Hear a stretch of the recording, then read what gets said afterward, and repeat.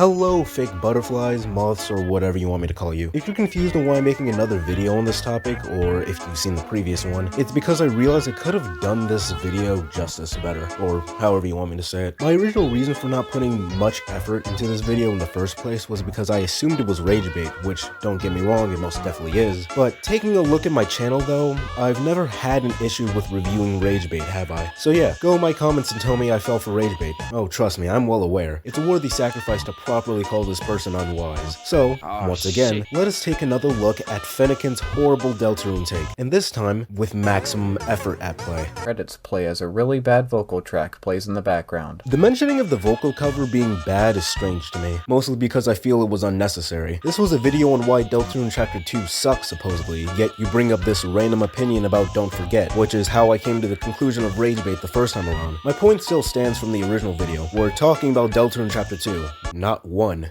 This point is irrelevant. You wake up and are rushed into the car with so much whiplash it could kill a person. I felt the patience the game had in the first chapter helped the world feel more alive. Deltarune Chapter 2 is the, of course, second chapter of Deltarune. You already know what's going on.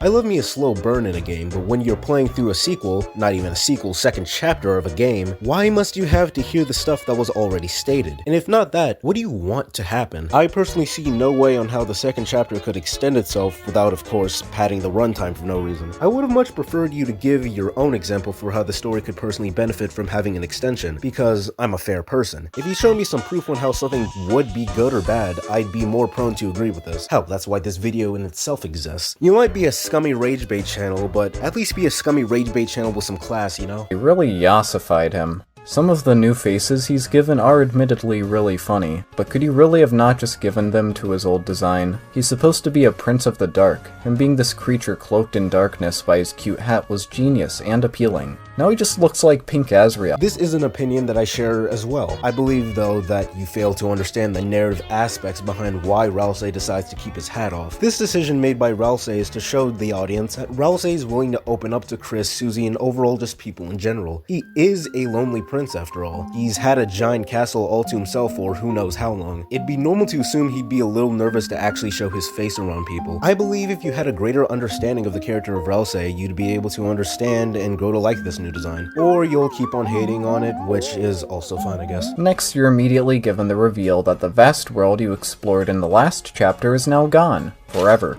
Well, damn. I thought it was an expansive, functioning world with a bunch we never got to see, but apparently everything we saw in Chapter 1 was it, and now it's gone. In my first video, I sort of misinterpreted what he meant, so I'm gonna respond to this in proper. There was no information in the game saying that the previous Dark World would be always expanding with new things to do. This is a conclusion you came to yourself. Thus, you really have to blame no one but yourself. There's no ifs, ands, or buts to it. You're just horribly misguided is the best I can assume. They're annoying and for some reason they keep showing up like they're the next Sans fucking Undertale. They're not creative, they're not witty. They just serve to give out a dragged out tutorial fight that can be summed up with Susie has gained the power of free will. Also, their music sucks. I get that's the joke, but I don't care, it's still annoying. It being bad on purpose doesn't change the fact it's bad. I believe the only reason people don't immediately fly into a murderous rage at the mere sight of them is because of their Tumblr-esque designs, which I also hate. Tumblr-esque still doesn't make any sense to me, even, again, with the benefit of hindsight. I don't get how mentioning this as a problem overall matters, especially since a lot of Undertale and Deltarune related stuff has been on Tumblr before Chapter 2, and you like Deltarune Chapter 1 and Undertale, so it's safe to say you're being hypocritical here, just to talk down on Deltarune Chapter 2 more. Seriously, I don't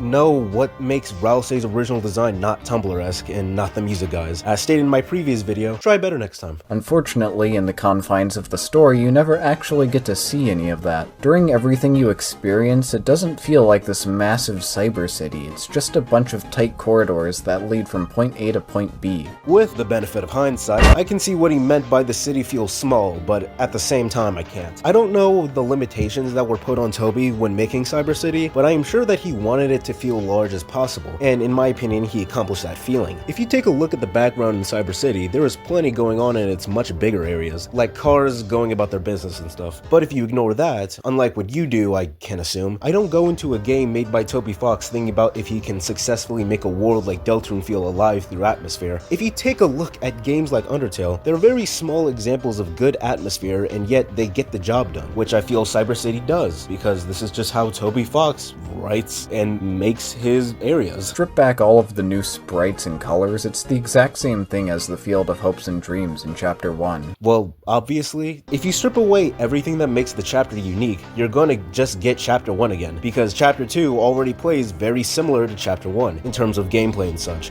Most people don't seem to have a problem with this. You are actually the first person I've seen who does that. This is a pretty nothing point though, in my opinion, but I see the vision. That's pretty much it.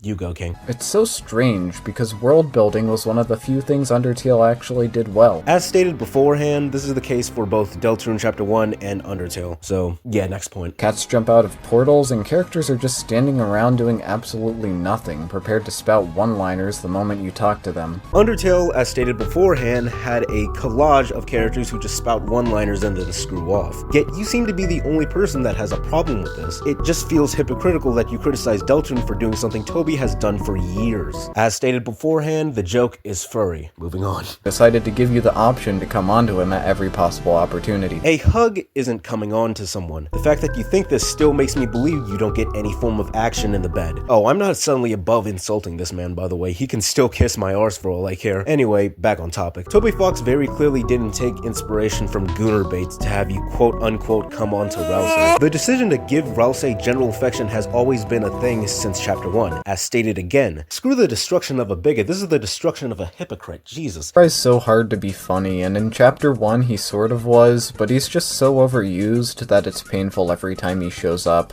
Just let the man die in peace. I mean, whatever you say, I guess. There's still a thematical reason why Rules does this, that being he wants to be a second command for someone powerful. I personally find it goofy. Well, you don't.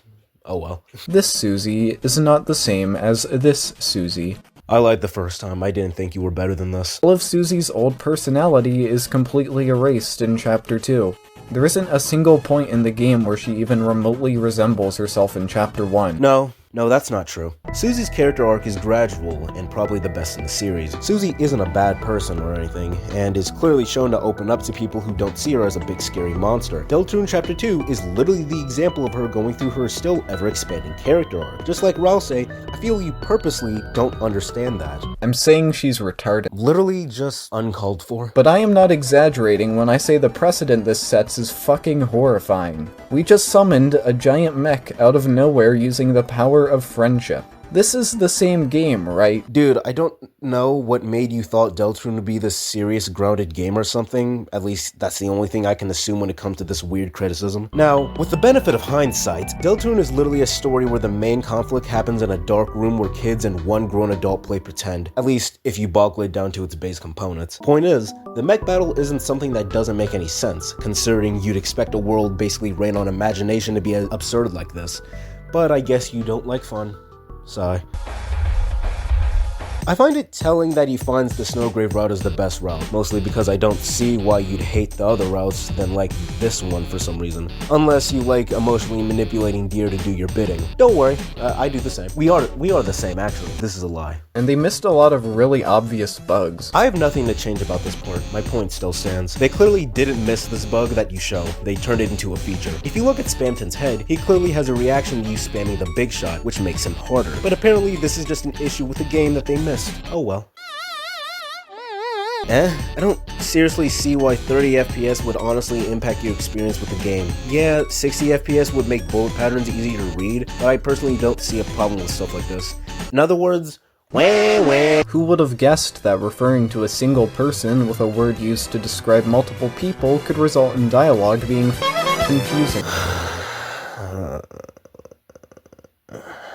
Let's get straight to the point. They is used in referring to people you don't know the gender of, or hell, to just refer to things with no gender, such as animals. They have been used as a word to refer to people with no gender for a while now. This isn't new, dude. Chris is not non-binary. He's meant to seem like a self-insert for the player that ends up being revealed to be his own character. That twist would not work if Chris was female and you were male. I call Chris a he because I'm used to calling them a he. You call Chris a he because you don't understand the game. We are not the same. Again, with the benefit of hindsight, Chris is not a representation of the player at all. Both them and the player are two different people, and this is clear in Chapter 1, the chapter you ever so praise. It was before Tumblr was invented, so our modern schizophrenic concept of pronouns literally does not exist.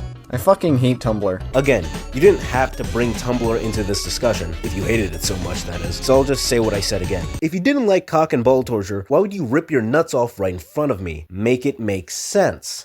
That was a slog. Alright, I pretty much gave my maximum effort, well, at least at the time, in terms of responding to this guy. I hope this satisfied the critics I have that actually has a good opinion, because god, I'm never making a video rewrite again. So, goodbye, I'm going to my trans can. Undyne's gonna find out I'm using her Wi-Fi if you don't leave now, so, yeah, goodbye, screw off, I gotta go.